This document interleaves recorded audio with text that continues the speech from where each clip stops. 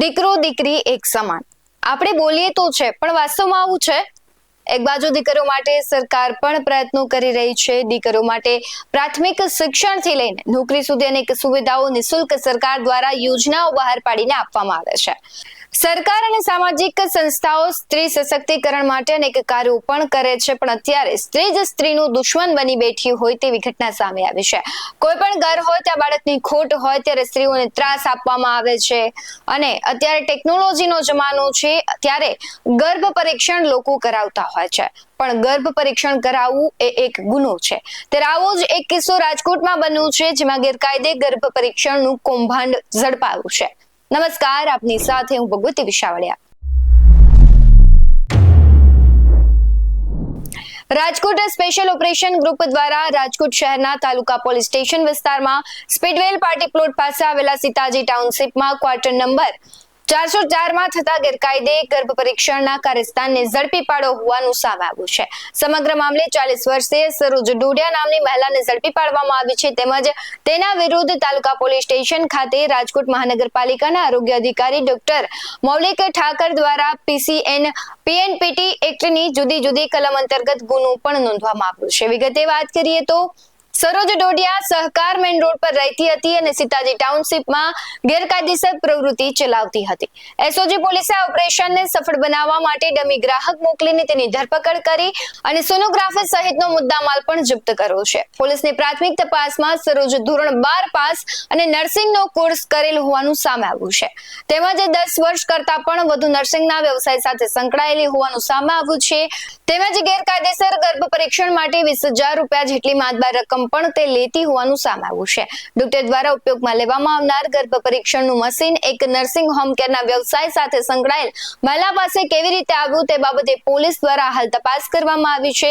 પોલીસને શંકા છે કે સમગ્ર ઘટનામાં કોઈ ગાયનેકોલોજિસ્ટનો રોલ પણ આગામી દિવસોમાં સામે આવે તેવું એક સંભાવના છે.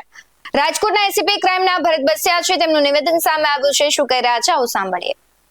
ગત તારીખ 6 એપ્રિલ 2025 ના રોજ રાજકોટ શહેર એસઓજી પીઆઈ SM જાડેજાની ટીમને એક સચોટ બાતમી મળી હતી કે રાજકોટ તાલુકા પોલીસ સ્ટેશન વિસ્તારમાં આવેલ સીતાજી ટાઉનશીપમાં એક મહિલા જેનું નામ છે સરોજબેન હિંમતભાઈ ડોડિયા, તેઓ ગેરકાયદેસર મહિલાઓનું ગર્ભ પરીક્ષણ કરે છે.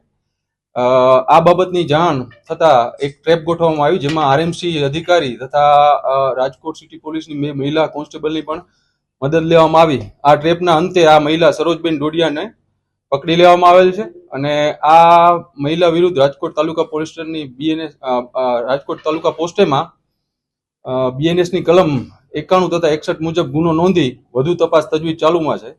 આ મહિલા પાસેથી 4 લાખની કિંમતનું એક સોનોગ્રાફી મશીન પણ કબજે લેવામાં આવેલ છે. આ મહિલા વિરુદ્ધ અગાઉ DCB પોલીસ સ્ટેશનમાં PCPNDT act preconception and prenatal diagnostic technique act મુજબનો ગુનો નોંધાયેલ છે. એનો મતલબ કે 2021 થી તો આ કરતી જ હતી, પણ એના પછી 10 મહિના જેટલું જેલમાં હતી. ત્યારબાદ કેટલી વાર કર્યું છે, કોનું કર્યું છે ને એ બાબત ઉપર હજી વધુ તપાસ તજવીજ આ રિમાન્ડ દરમિયાન પ્રશ્નો પૂછવામાં આવશે. ગ્રાહકો જે છે તે કેવી રીતે કોન્ટેક્ટમાં આવતા, દલાલની કોઈ વાત આવી રહી છે, એવું કોઈ હતું કે દલાલ થ્રુ ગ્રાહકને લઈ આવવામાં આવતા? છેલ્લા 1 મહિનાથી SOG શાખા આ મહિલાની પાછળ હતી, જેમાં 2 અમારી મહિલાની હેલ્પ અને આરોગ્ય અધિકારીને પણ આ વાતની જાણ કરવામાં આવી હતી. ત્યારબાદ વચમાં એક એજન્ટ રાખી છે, એનું નામ છે કીર્તિ.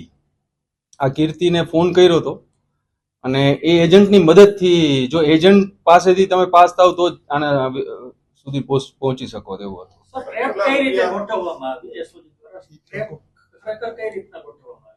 આ ટ્રેપમાં આરોગ્ય અધિકારી અને 2 મહિલા, જેમાં 2 મહિલાને એક એવી રીતે કે એને કરાવવું છે પરીક્ષણ, તેવી રીતે આ વચમાં એજન્ટનો કોન્ટેક્ટ કરવામાં આવ્યો અને આ એજન્ટની મદદથી પછી સીતાજી ટાઉનશીપમાં આ બંને મહિલાઓને ત્યાં ગયા અને ત્યાં પછી આવી રીતે ટ્રેપ કરી અને એના અંતે સરોજબેન ડોડિયાની પકડ. 20,000ની ફી નક્કી કરવામાં આવી હતી, પણ થોડીક બીજી રકજક થતા 16,500 પછી છેલ્લે નક્કી. એ બાબત ઉપર હજુ વધુ તપાસ તજવીજ રિમાન્ડ દરમિયાન એને પ્રશ્નો પૂછવામાં આવશે. ત્યારે એને હોમ કેર નર્સિંગનો અભ્યાસ કરેલો છે.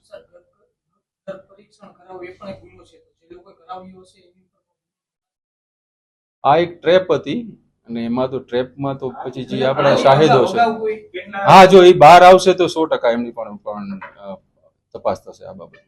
સર, અહીંયા કેટલા સમયથી આ ગર્ભ પરીક્ષણનો ધંધો છે? આવાસ યોજનામાં આપણે 2021 થી ગણીએ તો લગભગ 3-4 વર્ષ તો થઈ ગયા, પણ હજી વધુ તપાસ આમાં આપણે રિમાન્ડ દરમિયાન એમના રિમાન્ડ લેવા ગયા છે ઇન્વેસ્ટિગેશન ઓફિસર. રિમાન્ડ બાદ વધુ આમાં તથ્યો બહાર આવશે. ફ્લેટ એનો હતો નહીં, એક પારુલબેન કરીને એક નો છે, તેને એની પાસેથી લઈ લીધો છે લખાણ કરીને, અને એને કોઈક મદ્રાસીને આમાં ભાડે પણ રાખેલા છે. હા, એ વાત સાચી છે. હા, એટલે એ બાબત ઉપર જ આમને જ્યારે વધુ તપાસ તજવીજ થશે ત્યારે આ બધું તથ્યો સામે આવશે.